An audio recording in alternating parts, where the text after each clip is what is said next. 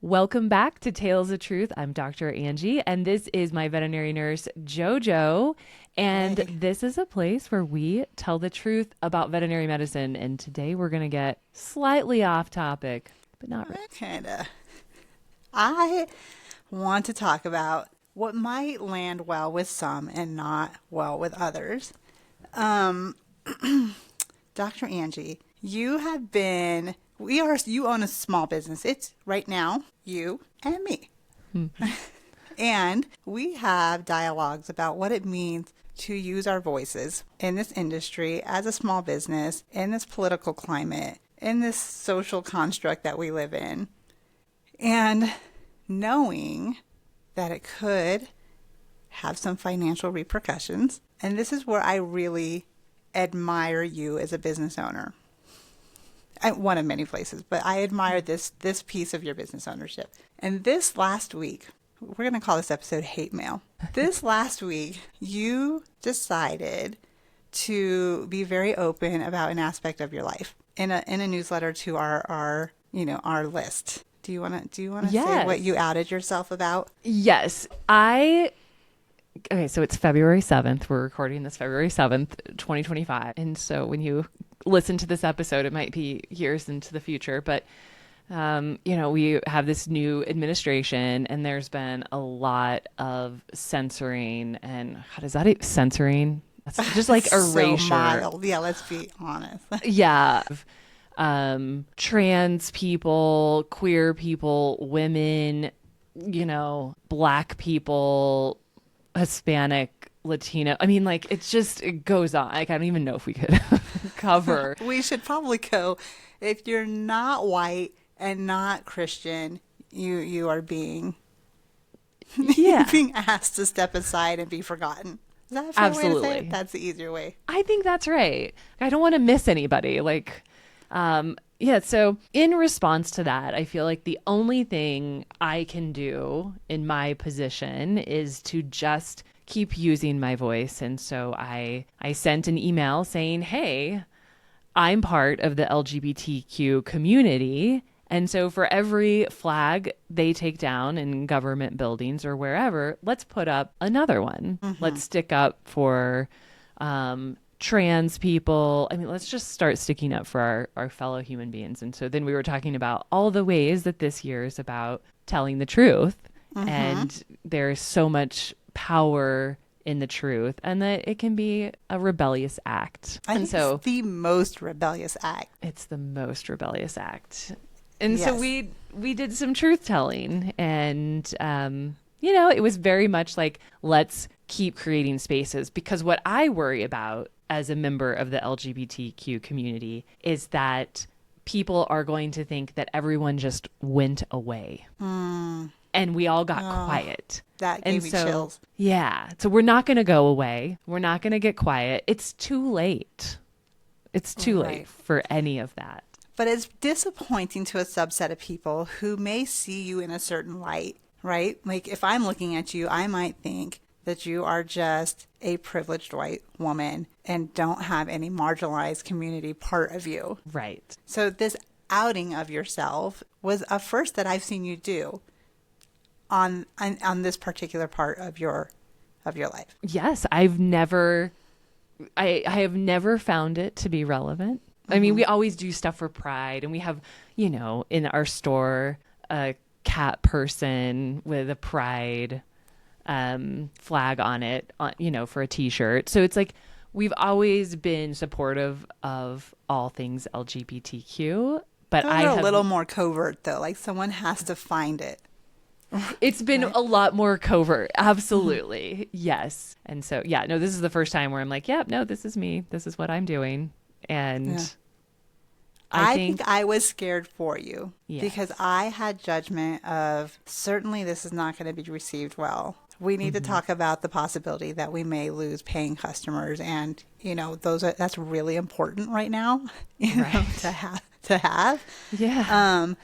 I was so pleasantly surprised at the amount of love and support that email received.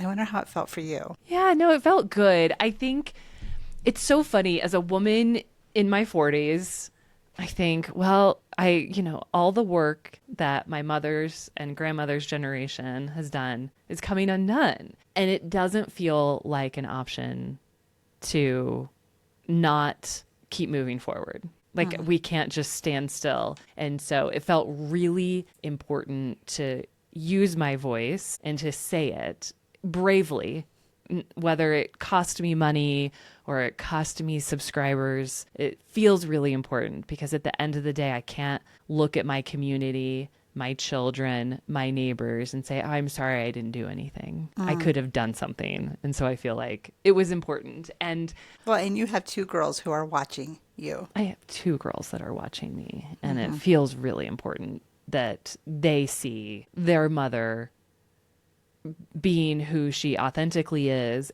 and more importantly, sticking up for other people. Because while I might not be a trans person, trans rights are human rights. And so when we start thinking, well, that doesn't matter for, I'm not trans, so I don't need to worry about that. I think that's being on the wrong side of history to think that you're exempt.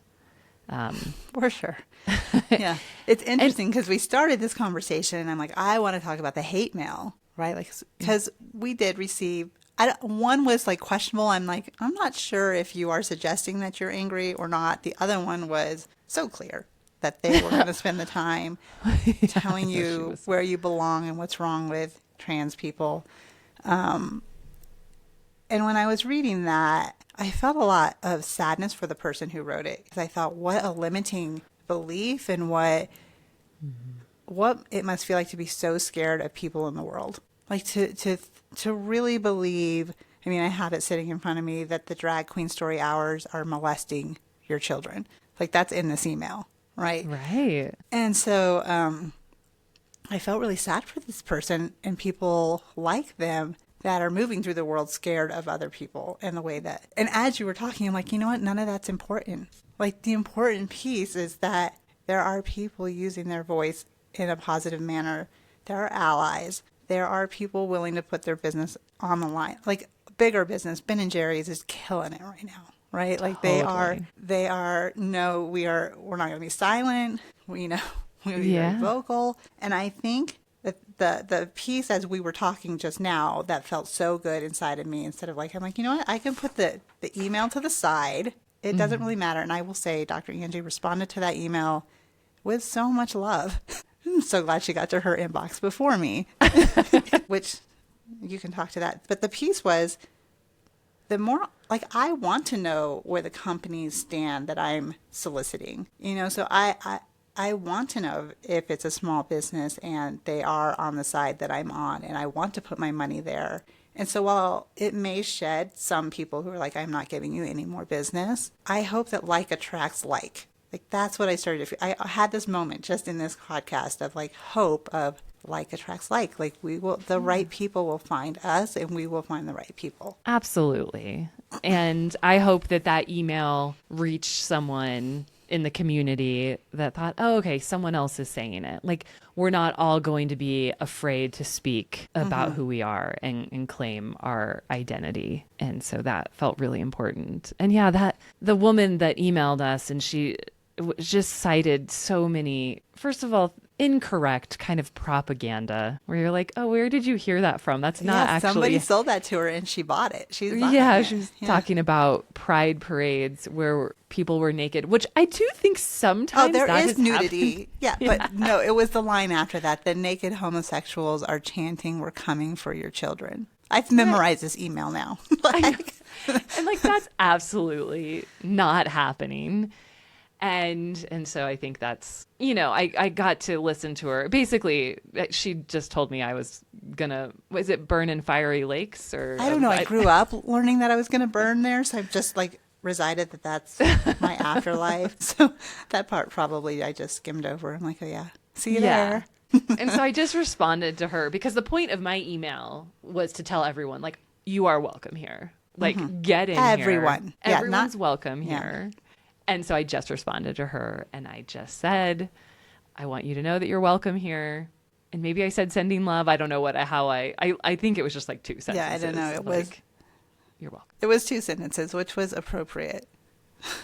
It was appropriate. But there's just I mean, it is 1, 2, 3, 4, 5, 6, 7 paragraphs of what's wrong with you, what's wrong with the community, with scripture that has been handpicked for this moment, you know. Yeah.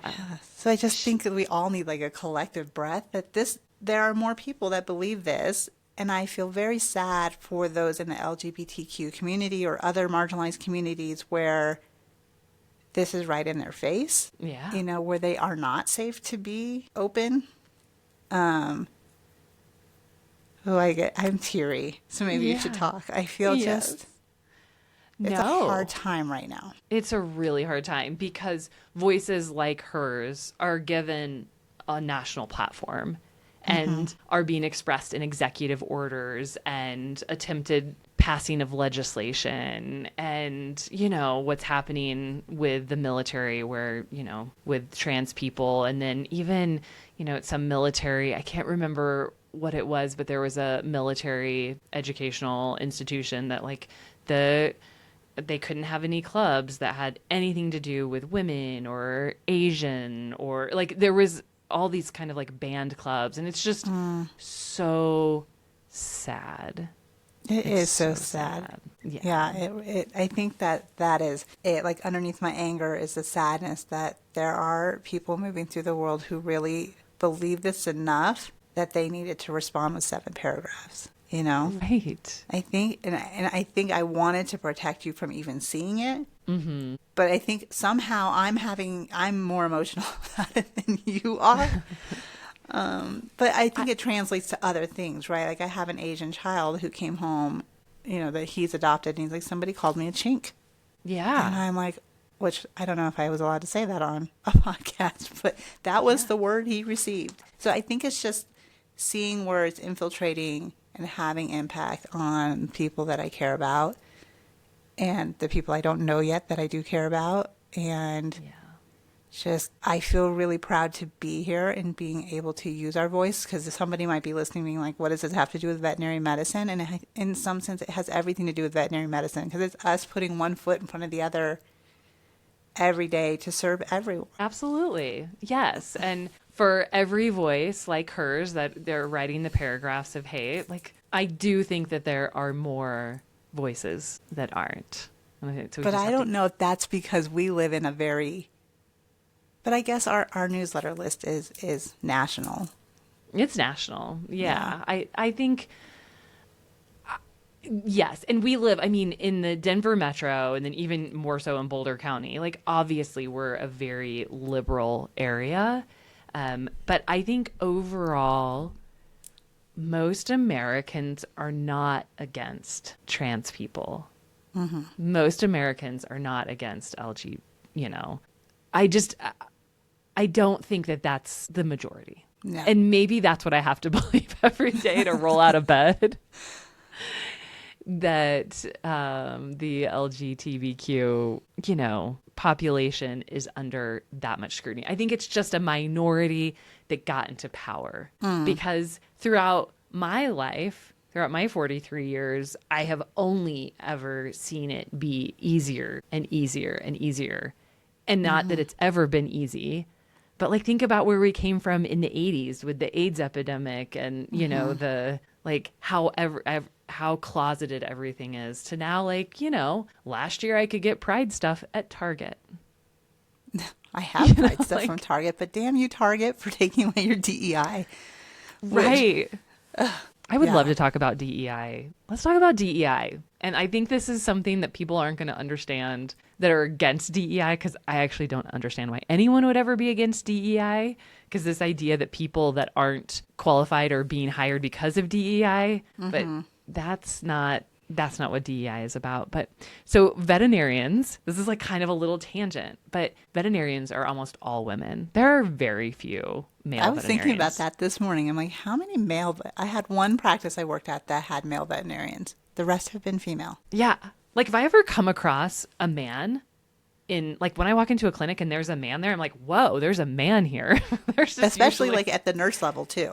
There's very few. Yeah. Yeah. At any level. Like if you walk into a clinic, there might be like a token man, but like it's not. And that's a problem. That's a problem. We need more men in veterinary medicine. And we need more men, too, that are going to be willing to do some of the roles, to play some of the roles veterinarians play in food animal medicine, in food processing. And so I think, this is one moment where like DEI is really important, that we include more men in the profession. And so how about ageism too? In terms of DEI, it's also an aging out field. Yes. I wonder how we can also like bring more experienced people in. I know. And so people don't understand that. They think, oh, you're just not, now you can't be hired because you're a woman. And I'm like, that's affirmative action. That's actually not the same thing.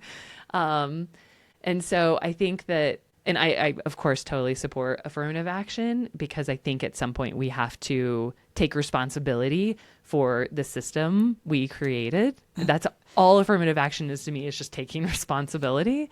Well, it takes decades of putting ourselves right side up for those communities that have been suppressed in getting, we're not starting on a level playing field. We are not starting on a level playing field at all. And Women just started voting when. Women just started being able to get a credit card when. It's not been that long. It's not been that long. Yeah. It's so important. So I think people need to understand there's no industry I can imagine that's not going to be affected by DEI. The removal of DEI negatively. And I'm just thinking, oh no, we needed DEI in veterinary medicine. And schools really do recruit for people that will come through and be a food animal veterinarian, or be in the dairy industry. And so I am kind of sad to see that go from even just in our own little area. What do you think keeps men out of veterinary medicine? I have no idea. What does keep men out of veterinary medicine? Well, as far from a nursing perspective, I just thought that was probably translates into human medicine too. I mean, I see a lot more female nurses than we do male nurses. Right. So I don't know if is it an empathic field? Do boys not get brought up believing they belong in empathic fields? Yeah. I don't know. That's such a good question. I don't know, because when I came into the field, it was just already female dominated. I think out of my class that graduated in 2007 was maybe 120 people. Maybe there were a dozen men.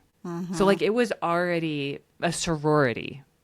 It was just, and then the classes above and below, it was just women, which was so fun. And, I love to see women being empowered, but also, I think as a feminist too, you're just like, okay, well, we also want men represented in the field too. And so it's important. Have you had male nurses or in the relief work that you've been doing? Is there, now that you're out there, are you seeing any change in? There are some.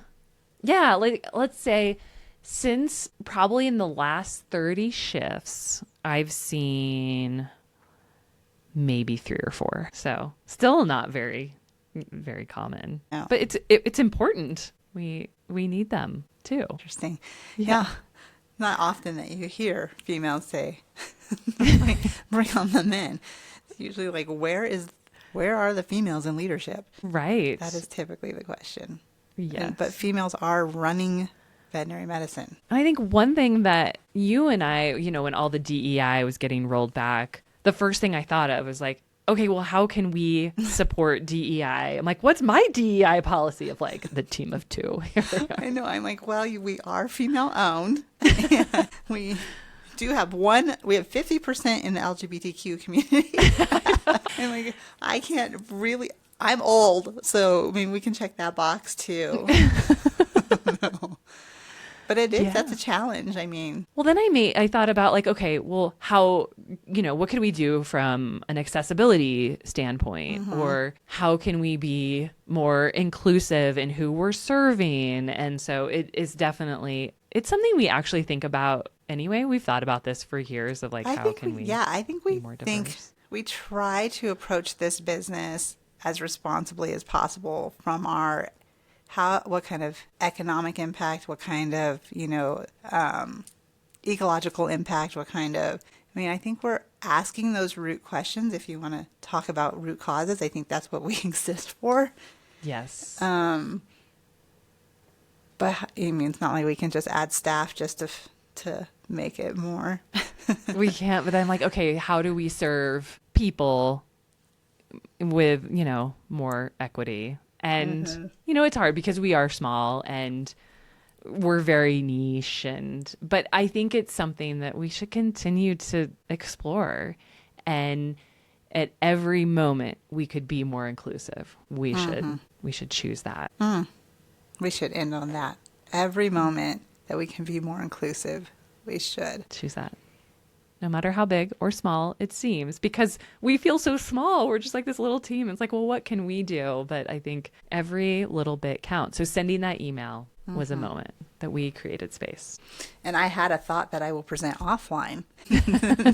so you don't have to commit to it. But I'm like, oh, maybe we could.